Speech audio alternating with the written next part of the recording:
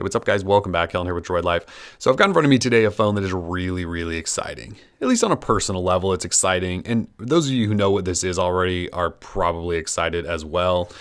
It is the Sony Xperia Z5 Compact. So it's part of the new Z5 line, which includes a regular Z5, this compact, and then a Z5 Premium, which has this crazy 4K display, and we'll talk about another day. But this is the phone of the lineup that got me excited. And I knew it was going to get me excited before it was ever announced because I was a fan of the Z1 Compact and the Z3 Compact. And the Z3 Compact was actually one of our phones of the year last year. So when I knew Sony was coming out with a new compact, I just had to get it. And so for those not familiar with the compact line, think of it as just a small phone, hence compact, but with flagship level specs. So this isn't a mini. So when Samsung was making mini versions of Galaxies, they were essentially shrinking the phone down, but then they were cutting corners. They were putting terrible cameras in, terrible processors, terrible displays. Everything was bad about mini phones. That's not the case here with Sony. So Sony's compact line, they take their flagship phone, which in this case would be the Xperia Z5, and then they just shrink it. So they keep the flagship level specs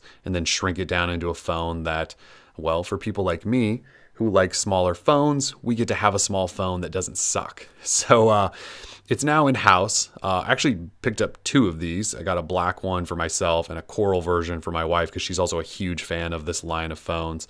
Unfortunately, I did have to import those. So also, if you're not familiar with the Z5 Compact line, you probably don't know this, but these never come to the US in any carrier form. Sony did sell the Z3 Compact unlocked last year, but this one probably won't.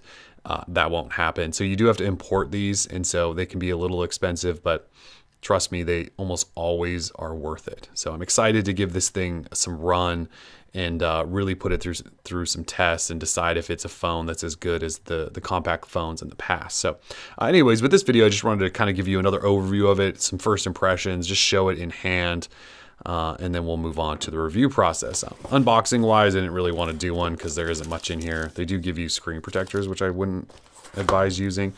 Again, imported it, so there's an international charger and micro USB cable. Not much in there. Sometimes they throw in headphones. This time they didn't.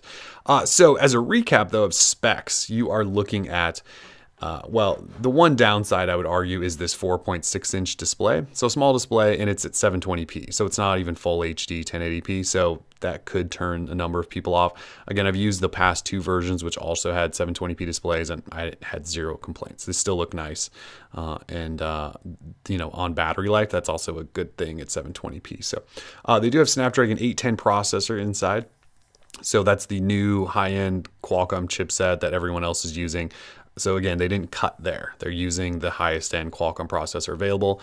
Is it going to get a little hot? It has gotten a little hot on me. I don't think it's going to melt my face. So hopefully Sony's kind of figured that out a little bit. It has 2 gig of RAM, 32 gig storage with SD card support, a 2700 milliamp hour battery in here. So it's not the thinnest phone ever made, but it does fit comfortably in hand. And you know, that's a sizable battery for a phone this small, and it could last up to 2 days. And if you're familiar with the Z line at all from Sony, you know they're almost always kings in the battery department. So I'm expecting this one to be as well. It's waterproof and dust tight at IP65 and IP68. Weighs about 138 grams and is mostly, I do not believe this is any sort of metal. It's just sort of a soft touch plastic, which I actually kind of appreciate when it's this nice of plastic, if that makes any sense. Sort of like the Nexus 5, maybe the HTC One X back in the day when it had that sort of really nice polycarbonate soft touch plastic. That's kind of what this feels like. Again, this is black. There is a coral version I mentioned, white and yellow as well. It has a 23 megapixel camera on the back here. It's a Sony sensor, obviously, and the Z5 line is the first with this sensor as far as I know. And Sony's really excited about how fast the autofocus is, ISO, its 8x digital zoom, 4K video recording. I mean, it's kind of got everything. Like it should be the ultimate mobile camera. So we'll definitely be giving that a big test. And to launch it, again, Sony has their dedicated camera button, which they tend to do on most of their phones now. So it has a 5 megapixel front camera up top here, over here, if you can see that. LTE connectivity here in the US on T-Mobile and AT&T, NFC. It has a fingerprint sensor in the home button, which I'll show you. I'm sorry, the power button, which I'll show you in just a second. Sony does some stuff with audio as well. They try to really improve audio on their phone. So when you have headphones plugged in, you should get a really good audio experience. And then you can maybe see this, but they do have, let me unlock it. They do have speakers bedded down here in the bottom, sort of like the Nexus 9 has. So you can see one up top as well right there. So they are hiding the speakers fairly well, so they're not adding any unnecessary bulk. You do have a flap here that houses the SIM and SD card slot. You'll notice no flap over the micro USB port, and yet it's still waterproof, which is kind of awesome. You do have a volume rocker here, which is kind of in an awkward position. If I'm being honest, I do kind of wish it was up here, not down here. Headphone jack up top, microphones all over. This is it. This is the Sony Xperia Z5 Compact. Seriously, I can't even describe to you how excited I am about this phone.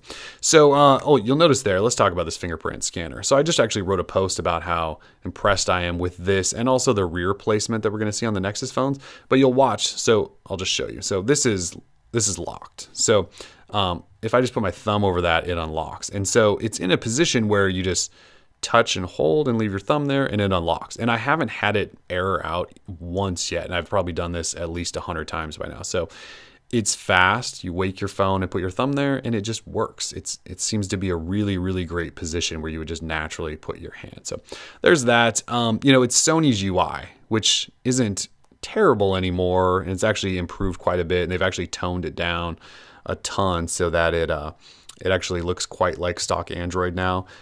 There's still some customization stuff, and you can see it looks different in the settings menu. It's a Sony phone. The skin is what it is. You can cover up parts of it you don't like if you want, but it should be fast. It should be a really, really great phone, and I'm excited to give it some run. If you guys do want to see the camera, I will say that the camera has been a little slow for me. I don't know why. You can see I'm tapping on it. It doesn't even want to open. Let's take a picture there. The autofocus is fairly fast. The lighting in here is pretty good. So there you can see it's now autofocusing fast. So on first launch, it's not that fast and it seems to get faster. I will obviously test the heck out of that because cameras are really important these days. And if this phone's gonna end up in my pocket at the end of this crazy review period, the camera's gotta be excellent. And Sony says it is, so we'll see and we'll definitely put that through its test. But so far, I'm really excited about this. And we'll have more on it. We'll have a review eventually. We'll share as much we can about this, assuming you guys care. Nice Xperia branding there. But yeah, it's Xperia Z5 Compact. If you guys wanna see anything else, we can always do that. Oh, one other thing. I have the LG V10 here, which I'm also going through a review process on. I just have to show you the difference here. So the V10 has a 5.7 inch quad HD display, and this has a 4.6 inch. Look at that. This thing fits completely inside the display and then some on this phone. It's kind of crazy. So I'm doing like basically the two extremes here at one time in this review process. You can see the black border going all the way around the Z5 Compact. So it's just kind of crazy how different phones like this can be and still exist today, which is a good thing. We like choice.